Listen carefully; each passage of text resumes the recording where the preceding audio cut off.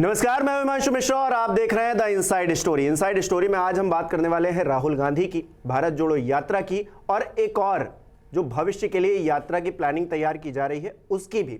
वो यात्रा बताई जा रही है कि पश्चिम से पूर्व की तरफ निकलेगी। जिस तरह से दक्षिण से उत्तर की तरफ जो यात्रा निकली है उसका समापन होना है 26 जनवरी को। ऐसे में अब एक नई यात्रा की प्लानिंग की जा रही है। इस यात्रा की जो इनसाइड स्टोरी है आज हम जानने की कोशिश करेंगे। डॉक्टर संजीव त्रिवेदी जी वरिष्ठ पत्रकार हमारे बीच है। संजीव जी, नई यात्रा, इतने उत्साहित हो गए हैं कांग्रेसी इस यात्रा से या फिर इसे इतना सक्सेसफुल मान रहे हैं कि अब और एक यात्रा निकलेगी जो जिसकी दिशा जो है पश्चिम से पूर्व की तरफ रहेगी।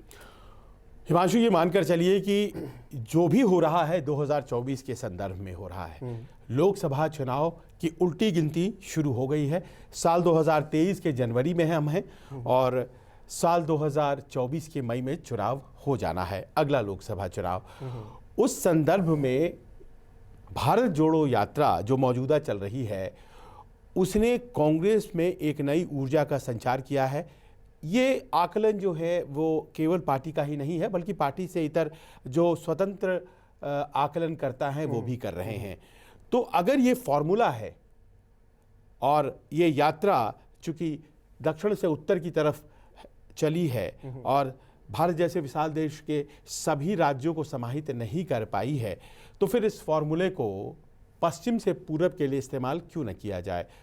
और इसी संदर्भ में जो हमारे पास जानकारी है उसके अनुसार एक और यात्रा की तैयारी है, जो इस यात्रा के बाद एक ब्रेक लिया जाएगा और एक प्रादेशिक यात्राओं की और प्रादेशिक कार्यक्रम का एक फेज होगा जिसको कि हाथ से हाथ जोड़ो अभियान कहा गया है, जो कि हर राज्य में चलाया जाएगा स्थानीय नेताओं के द्वारा। और उसके बाद एक और भारत जोड़ो यात्रा जो कि गुजरात के कच्छ से चलकर उत्तर पूर्व में कोहिमा तक जाएगी। राहुल गांधी उसमें भी यात्रा करेंगे और जो पूरी हिंदी पट्टी और उत्तर पूर्व बंगाल होते हुए पहुंचेगी। तो इस यात्रा का भी मकसद वही भारत जोड़ो के जरिए कांग्रेस को फिर से मजबूत करना, अपने पांव पे खड़े करना और उन राज्यों में मजबूती देना जहां जहां कांग्रेस का अस्तित्व खतरे में आ गया था। और कह सकते हैं, आपका आकलन सटीक है कि इस यात्रा ने इतना उत्साहित किया है कांग्रेस को कि वो एक और भारत जोड़ो यात्रा के संदर्भ में सोच रही है। जैसे हम लोगों ने पिछली बार बात भी की थी कि 22 दिन केरल में लेकिन 2-3 दिन उत्तर प्रदेश में, तो क्या जो हिंदी बेल्ट है उसमें राहुल गांधी ध्यान नहीं दे रहे हैं? तो अब ये जो पश्चिम से पूर्व की तरफ यात्रा निकलेगी जिसका नेतृत्व जहां तक आकलन यही सब लगा रहे हैं, यही सोच रहे हैं कि राहुल गांधी ही उसका नेतृत्व करेंगे। हिंदी बेल्ट को उसको छूने की, उसके अंदर झांकने की, कहाँ कमियां हैं ये देखने की, लोगों को जोड़ने की कोशिश इस यात्रा के जरिए हो सकती है जो पश्चिम से पूर्व की तरफ निकलेगी। देखिए हिमांशु, आपने यात्रा कर ली, यात्रा आपकी दक्षिण में शुरू हुई, उत्तर में जम्मू कश्मीर श्रीनगर में झंडा फहरा करके उसका समापन भी हो जाएगा। 5 महीने चली ये यात्रा, पर हाथ में तिरंगा और भारत जोड़ो का नारा। इसके साथ जब आप यात्रा कर रहे हैं तो हासिल क्या है, क्या कहना चाहते हैं? क्या जो रणनीतिकार हैं उनकी कल्पना जो है बस यहां जाके ठहर गई है? क्या इसके आगे क्या करना है? एक हाथ में झंडा है, एक जुबान पर नारा है, तो कांग्रेस इससे कैसे मजबूत हो रही है? और अगर मजबूत हो रही है तो उसका चुनावी इस्तेमाल कैसे करना है? ये सब कुछ प्रश्न हैं जो कि कांग्रेस के रणनीतिकारों के सामने आ गए हैं। ये यकीनी तौर पर कहा जा सकता है कि कांग्रेस और राहुल गांधी को व्यक्तिगत तौर पर इससे फायदा हुआ है, पर 2024 का एक संदर्भ जो होगा वो अलग संदर्भ होगा। भारतीय जनता पार्टी की well oiled election machinery, Bharatiya Janata party का एक सुदृढ़ नेतृत्व प्रधानमंत्री नरेंद्र मोदी के तौर पर, और उनके खिलाफ आपको चुनाव लड़ना है। जो पॉपुलैरिटी आपने हासिल की है जमीन पर पैदल चलकर, पर इसका आकार क्या हो, रूप क्या हो, किस तरह से ये चुनावी वोट बैंक में तब्दील होगा, इस पर शायद अभी बहुत कुछ सोचा जाना बाकी है। क्योंकि आप चल रहे हैं, पहले तो पता ही नहीं था ये यात्रा कितनी सफल होगी। चलते गए कारवां बनता चला गया और अब लग रहा है कि अरे बहुत लोग इंतजार कर रहे थे, हमारा काडर तो है। ये जागृत काडर है जो कि केरल में भी और फिर ऐसे राज्यों में भी जहाँ पर के सत्ता में नहीं है या मुख्य विपक्ष नहीं है, वहाँ पर भी हर जगह कांग्रेस को कहीं ना कहीं ऐसा प्रतीत हुआ कि हम तो अभी भी कायम हैं, हमारे वोट बैंक अभी भी वैसे ही हैं। पर जो अब यात्रा होने जा रही है, ये जो दूसरे चरण की यात्रा के बारे में सोचा जा रहा है, इसको चुनावी यात्रा के संदर्भ में सोचा जाएगा, क्योंकि ये यात्रा जो है ये तो एक लोगों के साथ राफ्ता कायम करना था। और आपने देखा होगा ये झंडे के तले जो हुआ है, तिरंगे के तले हुआ है, ये कांग्रेस की यात्रा कह करके इसको नहीं चलाया गया है। लेकिन अगर चुनावी यात्रा के तौर पर दूसरी भारत जोड़ो 2.0 अगर निकाली जाएगी और उसमें कांग्रेस का झंडा होगा, तो शायद वो एनर्जी या फिर वो जुड़ाव लोगों का ना हो। क्योंकि मुझे ऐसा लग रहा है कि कांग्रेस ने जो तिरंगा लेकर और भारत जोड़ने का जिक्र किया है, इसीलिए बहुत सारे लोग जुड़ रहे हैं। उसमें कांग्रेस पार्टी अपने तौर पर कोई झंडा नहीं अपना लेकर सामने आई है, इसीलिए लोग जुड़ रहे हैं। अगर कांग्रेस का झंडा है और चुनावी एक जो बात हुई अगर उसमें, तो फिर लोग छिटक जाएंगे उससे। बिल्कुल सटीक आकलन है। पिछली दफा जब वोट आए थे 2019 में और काउंटिंग हुई कि किसे कितना वोट आया, तो भारतीय जनता पार्टी को 23 करोड़ वोट आई, कांग्रेस को 12 करोड़ वोट से आए। तो ये जो दोनों आंकड़े थे, इस पर तो सबों का नजर जाता है। पर मैं आपको बताना चाहता हूं कि इससे इतर जो वोट बैंक्स हैं उसके बारे में भी तो ख्याल करिए, और ख्याल करिए इस बात का कि वो भी भारतीय जनता पार्टी के खिलाफ ही लड़ रहे थे। चाहे वो ममता बनर्जी का 2.5 करोड़ वोट हो, चाहे वो जगन मोहन का 1.5 करोड़ वोट हो, चाहे वो लेफ्ट पार्टीज का 1.5 करोड़ वोट हो। अगर कांग्रेस का झंडा लेकर चला जाएगा तो ये दल छिटकेंगे। भारतीय तिरंगे के तले भारतीय जनता पार्टी का विरोध करने के लिए जितने दल खड़े हैं वो साथ आ सकते हैं। तो यकीनन कांग्रेस का झंडा लेकर चलने का आइडिया न पहले भारत जोड़ो यात्रा में और न ही शायद दूसरे भारत जोड़ो यात्रा में हमें दिखेगा। लेकिन झंडा लेकर चलेंगे, भारत का झंडा लेकर चलेंगे तो अखिलेश यादव साथ नहीं आए, जयंत चौधरी साथ नहीं आए, या फिर उत्तर प्रदेश में जो भी पार्टियां थी मायावती साथ में नहीं आई। तो ये भी हमने देखा, जरूरी नहीं है कि पूरा विपक्ष आ ही जाए। अब मान लीजिए कल को बंगाल से निकले तो ममता बनर्जी उनके साथ हो, ले जरूरी नहीं है। बिल्कुल नहीं है। और संदेश जमीन से क्या जा रहा है, दरअसल इसका इंतजार तमाम विपक्षी दल कर रहे हैं। देखिए, सैद्धांतिक रूप से उन्हें भी बीजेपी का विरोध करना है, सैद्धांतिक रूप से राहुल गांधी वही कर रहे हैं। तो सिद्धांत में तो एक है, मुद्दे भी वही हैं, मुद्दे करीब ऑलमोस्ट वही हैं, पर साथ आए तो फायदा होगा क्या, ये प्रश्न है। और इस प्रश्न का जवाब जमीन पर है। मैं आपको बताता हूं कि जब दिल्ली से गुजर रही थी यात्रा और उसने उत्तर प्रदेश के जिलों में प्रवेश किया, तो जो इस बेल्ट का खासतौर पर ये जो चुना गया था 3 जिलों को, इसमें मुस्लिम बहुल क्षेत्र हैं, गाजियाबाद, बागपत, शामली, इन सब इलाकों से गुजरते हुए और दिल्ली के उन इलाकों से गुजरते हुए जो कि पिछले साल दंगों में झुलस गए थे, जाफराबाद वगैरह, उन इलाकों से गुजरते हुए, तो मैं इस बात को नोटिस कर रहा था, साथ चल रहा था कि तमाम जो अक़लियत समुदाय के वोट बैंक हैं, मुस्लिम समुदाय के वोट बैंक हैं, वो बाहर आकर के राहुल गांधी का इस्तकबाल कर रहे थे, स्वागत कर रहे थे। ये एक संदेश सपा को भी जा रहा था, एक संदेश आम आदमी पार्टी को भी जा रहा था। और जब उत्तर प्रदेश में आगे बढ़ते गए तो बीएसपी का जो वोट बैंक का इलाका है, उस तरफ भी ये संदेश जा रहा था। देखिए, ये बातें तो ज़मीन से निकलेंगी, और ये ज़मीन किससे निकली हुई बातें अगर समाजवादी पार्टी और बसपा को ये बात पहुंचती है यहाँ के लोगों के द्वारा कि साहब ऐसा है कि वोटों का विखंडन नहीं, हम कांग्रेस के भी साथ हैं, तो एका होगा। सैद्धांतिक रूप से इस बात को कहने की कोशिश दिल्ली में राहुल गांधी ने कहा था कि हम ये मानकर चलते हैं कि हमारे और उनके बीच कोई ना कोई एक राजनीतिक रिश्ता ज़रूर है।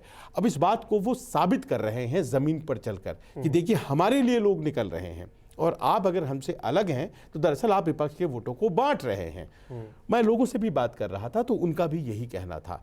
भारतीय जनता पार्टी इस मामले में बहुत ही ज़्यादा सुकून से है क्योंकि उनका अपना वोट बैंक है, उसके ऊपर कोई दावेदारी नहीं हो रही है। तो वो कहीं 40%, कहीं 50%, कहीं 38-35%, जहां भी जितना है, पर वो उनका अपना वोट बैंक है, उसमें दावेदारी नहीं है। बीजेपी तो 80-20 का जिक्र करती है, तो 20 चाहिए ही नहीं उसे, पहले तो वही निकल जाता है। पर उस 20 में भी तो विखंडन है। कोई समाजवादी पार्टी, कोई बीएसपी या कोई कांग्रेस को वोट दे रहा है तो भारतीय जनता पार्टी के लिए राह तो आसान होगी ही, और वो विगत कई चुनाव में उत्तर प्रदेश में देखा भी गया है। तो ये यात्रा अभी तो उत्तर प्रदेश को छूकर निकली है, लेकिन फर्ज करें कि वो यात्रा भारत जोड़ो यात्रा 2.0 होती है और वो गुजरती है, तो ये संदेश कूट कूट करके ये उन दलों तक पहुंचेगा जो गैर भाजपा दल हैं, और जो साथ आने की बात बार बार राहुल गांधी के द्वारा कही जा रही है, क्या वो दलील मजबूत होगी? नजरें इस पर होंगी। एक चीज और कि राहुल गांधी की यात्रा को देखकर और दल भी यात्रा निकालना शुरू कर चुके हैं। बिहार में बहुत सारी यात्राएं हो रही, हालांकि प्रशांत किशोर पहले से निकाल रहे हैं, लेकिन एक जो संदेश गया है कि यात्रा मतलब जाकर ज़मीन पर जुड़ना, ये बहुत ज़रूरी हो गया है। क्योंकि नेता अक्सर यही देखा गया है कि चुनाव होता है तो अपना प्रचार के लिए पहुंच जाते हैं, हेलीकॉप्टर से गए, हेलीकॉप्टर से वापस दिल्ली या फिर जहां भी, वो ज़मीन से जुड़ाव या फिर लोगों से जुड़ाव उनको लग रहा था कि ये ना भी करे तब भी काम चलेगा। लेकिन राहुल गांधी की यात्रा और उसमें जुड़ा हुआ हुजूम ये साबित कर रहा है कि अगर जुड़ेंगे तो फिर कुछ भी कर सकते हैं। बदलाव अगर आपको लाना है तो फिर ये जुड़ना बहुत ज़रूरी है। यही वजह है कि और लोग भी इसमें शामिल होने की कोशिश कर रहे हैं या फिर अपनी तरफ से, अपनी पार्टी की तरफ से यात्रा निकालने की कोशिश कर रहे हैं। देखिए, भारतीय राजनीति में दुख की बात ये होती है हिमांशु कि इस तरह की यात्राएं लोग तभी निकालते हैं जब वो सत्ता पक्ष में नहीं होते या फिर हाशिए पर जा रहे होते या हाशिए पर जा रहे होते हैं। तो इस मामले में आपको नीतीश कुमार को कहीं ना कहीं उन्हें प्रेज करना पड़ेगा कि वो एक संभावना यात्रा पर निकले हैं। हाँ। क्योंकि उन्हें लगता है कि ये ज़रूरी है, क्योंकि एक बड़ी राजनीतिक लड़ाई के बारे में वो सोच रहे हैं। पर उसका भी संदर्भ अगर आप देखें तो हालिया चुनावी जो हार हुई है उनकी उपचुनावों में, तो उसने भी संभवतः इस यात्रा के लिए उन्हें प्रेरित किया होगा। तो जब आप हाशिए पर जाते हैं या जब आप विपक्ष में होते हैं तो आप यात्राएं करते हैं, और ये अमूमन नीति रही है। आपने सही कहा, बिहार में तो नीतीश कुमार भी यात्रा पर हैं। बिहार में जन स्वराज यात्रा प्रशांत किशोर की चल रही है, वो 3000 किलोमीटर 18 महीने, वो बड़ी यात्रा है। बिहार में मल्लिकार्जुन खड़गे ने भी एक यात्रा को, कांग्रेस की, वो भी भारत जोड़ो यात्रा की शक्ल की प्रादेशिक यात्रा है, वो भी चल रही है। वो भी कई ज़िलों से, 18 ज़िलों से गुजरने वाली है वो यात्रा। और भी कई यात्राएं हैं। अमित शाह खुद एक राजनीतिक यात्रा पर हैं, जिसमें कि 1 महीने में वो 11 राज्यों में घूमेंगे देश के, और उत्तर पूर्व से होते हुए वो कई राज्यों में, कर्नाटक तक पहुंचना है, और हर राज्य में पहुंच करके चुनावी गुणागणित को अपने आप साधना है। तो यात्राओं के जरिए लोगों तक पहुंचने का ये जो तरीका है, इसको फिर से अपनाया जा रहा है। पर इस बात को मानिए कि ये मुश्किल होता है, यह आसान नहीं होता है। राजनेता चाहते नहीं है ऐसा करना, लेकिन करना पड़ता है, और जब की किया है राजनेताओं ने, तब तक उनको फायदा हुआ है। राहुल गांधी कर सकते हैं, उनकी शक्ल देखिए, जब चले थे तब क्या थी और अब क्या हो गए हैं, तो वो फर्क तो पड़ता है। लेकिन इस मेहनत का लाभ जो है वो चुनाव में मिलना, मतलब पहले की अपेक्षा तो ज़्यादा ही जुड़ाव लोग महसूस करेंगे और चुनाव में हो सकता है वोट भी करें। देखिए, ये जो सवाल है, इसका अर्थ इतिहास में छुपा हुआ है। आज़ाद भारत की पहली यात्रा इस तरह की एन.टी. रामाराव ने 1982 में की थी, और 75,000 किलोमीटर की यात्रा उन्होंने अपने राज्य की कर दी थी, आंध्र प्रदेश की। फिल्म एक्टर थे और रथ पर सवार हो गए थे, और 4 राउंड वो पूरे राज्य में घूम गए। और वहाँ जब चुनाव हुए तो 294 सीट में से 199 सीट उन्हें आई। आप ये सोचिए कि उस यात्रा का एक नतीजा ये था।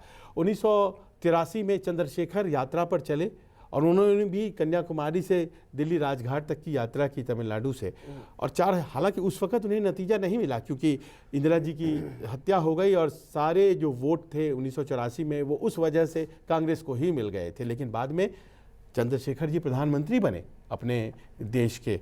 आप देखिए, क्या आडवाणी जी ने यात्रा निकाली, तो उस यात्रा के बाद जो अगले लोकसभा चुनाव हुए 1991 में, कहाँ 84 में 2 सीटों पर थे और कहाँ 120 सीटें आई थी 1991 के लोकसभा चुनाव में। 2004 में वाई राजशेखर रेड्डी उन्होंने यात्रा की थी और इतने पॉपुलर हुए कि उन्हें भी इसी तरह से 294 सीट आंध्र प्रदेश की, जैसे एनटीआर ने फायदा उनको हुआ था। 10 साल से तेलुगु देशम की सरकार चल रही थी, चंद्रबाबू नायडू साइबर सुल्तान कहे जाने लगे और इतना पॉपुलर हो गए थे। वाई राजशेखर रेड्डी ने उन्हें हरा दिया और उन्हें 294 में उन्हें 172 सीटें आ गई थी। तो आप देखिए, जब भी यात्रा, बाद में उन्हीं के लड़के जगन मोहन ने यात्रा की और देखिए कि आज फिर से वो भी सरकार बनाकर बैठे हुए हैं। तो यात्राएं जब भी किसी राजनेता ने की है उनका लाभ हुआ है। और यकीनन आज देखिए चुनाव बहुत अभी 14-15 महीने दूर हैं लोकसभा के, पर कांग्रेस पार्टी को इसका फायदा तो होगा। गुणागणित बस ये है कि इन यात्राओं के प्रभाव में क्या एक बड़ा गोलबंदी तैयार होगा, विपक्ष की गोलबंदी, जिसके बारे में राहुल गांधी ने दिल्ली वाली प्रेस वार्ता में कही थी।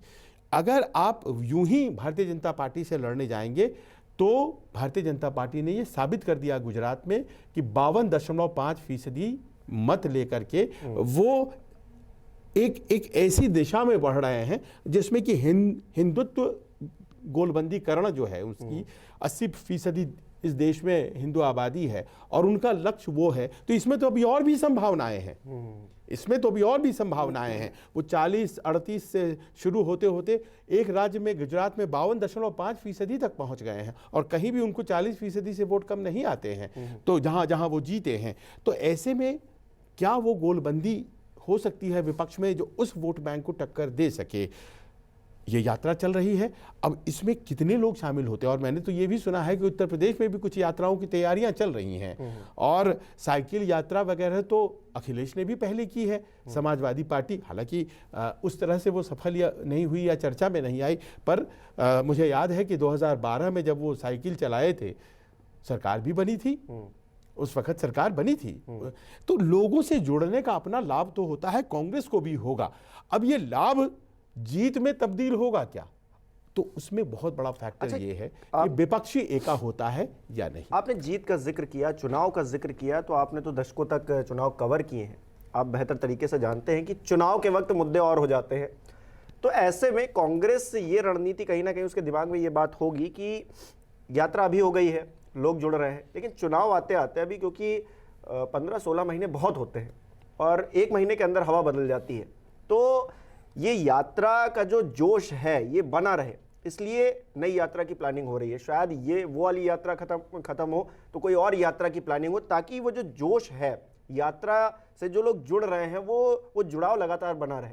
और चुनाव तक अगर ये जुड़ाव बना रहा तो कांग्रेस विपक्ष में पहले नंबर पे आके खड़ी हो जाएगी, नहीं तो और भी जो क्षेत्रीय पार्टियां हैं वो उनको जिस तरह से पहले ही हजम कर गई हैं और भी हजम हो जाएंगे। अगर यात्रा ये पूरी जो निकालना है इनका, फिर उसका कोई फायदा नहीं रहेगा चुनाव में, अगर वो कंटिन्यू नहीं रहा वो जोश 24 तक। देखिए 3 राज्यों में अभी कांग्रेस सत्ता में है, छत्तीसगढ़, राजस्थान और हिमाचल प्रदेश।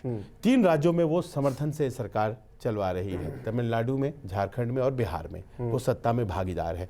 तो 6 राज्यों में उसकी सत्ता पक्ष में मौजूदगी है। बाकी के जो राज्य हैं उसमें कुछ राज्यों में वो मुख्य विपक्ष है, जैसे मध्य प्रदेश वगैरह में। अब देखिए इस बात को महसूस कीजिए कि मध्य प्रदेश, राजस्थान, छत्तीसगढ़, ये 3 राज्यों में चुनाव होने हैं। हिंदी पट्टी के बड़े राज्य ये कहलाते हैं और मिला जुला के 75-80 सीटें जो हैं अपने आप में आ जाती हैं। उत्तर प्रदेश एक बड़ा राज्य है, 80 सीटें हैं यहाँ पर और यहाँ पर सपा और बसपा मजबूत हैं। और उसके बाद बिहार का वो पट्टी है 40 सीटों वाला। इतने राज्यों में अगर ये यात्रा गुजरती है जो आने वाले दिनों में होने वाली है, तो फैसला तो इन्हीं इलाकों में हो जाएगा। देखिए 80 सीटें उत्तर प्रदेश की, 20 सीटें बिहार की और इनमें जोड़ दीजिए छत्तीसगढ़, मध्य प्रदेश, राजस्थान की सीटें, अगल बगल कुछ और सीटें, दिल्ली है, हिमाचल है, 200 सीटों का एक फासला है और 25 सीटें उत्तर पूर्व में हैं। तो ये बहुत बड़ा एक स्ट्रेच होगा। ये जो अपने आप में स्ट्रेच होगा 200-225 सीटों का होगा जिसमें कि भारतीय जनता पार्टी सबसे बड़ी लाभार्थी है। अभी सबसे ज्यादा सीटें हिंदी पट्टी में उसी के पास है। बिहार की बात कर लीजिए, उत्तर प्रदेश की बात कर लीजिए, राजस्थान की बात कर लीजिए, मध्य प्रदेश की बात कर लीजिए, छत्तीसगढ़ की बात कर लीजिए, हर जगह तो भारतीय जनता पार्टी है। गुजरात की बात कर लीजिए, तो कहीं से भी यह यात्रा गुजरती है और उस यात्रा से लोग जुड़ते हैं और फिर लोग ये संदेश देने में सफल हो जाते हैं इस देश की जनता कि विपक्ष को एक होना पड़ेगा, तभी जाकर के मजबूती से लड़ाई होगी। तो फिर भारतीय जनता पार्टी को शायद टक्कर तो मिलेगी ही। और इस कारण से ही कांग्रेस इस बात को महसूस कर रही है कि ये यात्रा जो है शायद सेमीफाइनल है, क्योंकि फाइनल की जो यात्रा है वो अभी एक और होनी है। राहुल गांधी ने कौतूहल जगा दिया है, अपनी टी शर्ट के जरिए ही वो चर्चा में है, अपनी दाढ़ी के जरिए ही वो चर्चा में है। लेकिन वजह दाढ़ी और टी शर्ट नहीं है, वजह वो राजनीतिक संदेश है जो इस यात्रा के जरिए उन्होंने दिया है। इस देश में बहुत से लोग हैं जिन्होंने दाढ़ी बढ़ा रखी है या फिर खाली शरीर जो है वो ठंड में रहते हैं, पर वो चर्चा में तो नहीं है ना, वो इस यात्रा की बदौलत ही है। अच्छा, मुझे एक चीज़ और लग रही है कि अकेला चलो की जो राजनीति राहुल गांधी अपना रहे हैं या फिर अकेले चल रहे लोगों से कह रहे हैं जुड़े, लेकिन जुड़ना उनके लिए शायद नुकसानदायक हो। अगर वो अकेले इसी तरीके से चुनाव में भी उतरे तो ज्यादा फायदेमंद रहेगा। नहीं, जी नहीं। इस यात्रा के बाद का जो परिणाम होगा उसके तौर पर अगर देखें तो नहीं, देखिए कुछ राज्य हैं जहां पर कांग्रेस सीधी टक्कर दे सकती है। मध्य प्रदेश है, राजस्थान है, छत्तीसगढ़ है। पर कांग्रेस की जमीन को बीजेपी से पहले प्रादेशिक दलों ने बिहार में, उत्तर प्रदेश में तो हिला ही दिया। वहाँ सपा बसपा है उत्तर प्रदेश में, बिहार में आरजेडी और जेडीयू है। आप देखिए बंगाल की 42 सीटें, आप देखिए वहाँ ममता बनर्जी हैं, कांग्रेस से ही निकली हैं, उन्होंने हिला दिया। आप आंध्र प्रदेश चलिए, वहाँ वाईएसआर हैं, वाईएसआर कांग्रेस के जगन मोहन, उन्होंने 2009 तक तो वहाँ कांग्रेस ही थी, वहाँ कांग्रेस खत्म हो गई है। आज की तारीख में वहाँ तेलुगु देशम और वाईएसआर पार्टी है। तो कुछ राज्यों में ही अब कांग्रेस रह गई है मजबूत। तो ऐसे में अकेला चलो जो है वो अब कांग्रेस के लिए तो बिल्कुल नहीं है। ये जो अभी कुछ चुनाव होने हैं इस साल, लगभग 9-10 राज्यों में चुनाव होने हैं, जिसमें से मेन आपने बताया राजस्थान में, मध्य प्रदेश में, छत्तीसगढ़ में चुनाव होने, ये बहुत कुछ तय करने वाले हैं कि कांग्रेस अकेला चलो या फिर साथ साथ चलो। कांग्रेस तो देखिए साथ चलने के लिए आतुर है, ये बात तो सच है। कांग्रेस के साथ कौन चलने के लिए आतुर है ये तय होना है। और अभी तक सबसे बड़ा राज्य जो है उत्तर प्रदेश, उसमें ये तय नहीं हुआ है। और वो आह्वान करने के बावजूद साथ नहीं आ रहे हैं। उन्होंने सिद्धांत रूप में समर्थन दिया है, लेकिन सिद्धांत रूप से बात नहीं बनती है। तो जब तक यहां नहीं तय हो जाता है कि साथ आएंगे या नहीं आएंगे, मैं नहीं समझता हूं कि इन यात्राओं का 2024 में कोई परिणाम निकलेगा। मान लीजिए उत्तर प्रदेश में भारतीय जनता पार्टी भी लड़ती है, कांग्रेस भी विपक्ष में उनसे लड़ती है, सपा भी अलग से लड़ती है, बसपा भी अलग से लड़ती है। मैं यकीनन आज ही कह सकता हूं कि भारतीय जनता पार्टी की प्रचंड जीत होगी दोबारा। पर साथ आने से भी क्या जीत होगी, ये भी बहुत बड़ा प्रश्न है। साथ आने से भी जीत होगी तो वो ऐसे है कि मैथमेटिक्स में मत जोड़िए। मुद्दे अगर हैं और उन मुद्दों के बारे में एहसास है लोगों के बीच, और अगर वो जिम्मेदारी आपको देती है जनता, तभी जाकर के आप टक्कर दे पाएंगे। उन्हीं मुद्दों को जगाने के लिए, जिंदा रखने के लिए यात्राओं पर यात्राओं का दौर जो है अब कांग्रेस कर रही है। अब देखते हैं उसका परिणाम क्या होता है, क्या 24 में उसका फायदा मिलता है या फिर जो अभी कई राज्यों के चुनाव होने हैं उस पर फायदा मिलता है। हमें कमेंट करके बताएं। एक तो जो नई यात्रा निकलने की जो सुगबुगाहट है उसको लेकर आप क्या सोच रहे हैं, उसके बारे में भी हमें कमेंट करके बताएं। बहुत बहुत शुक्रिया।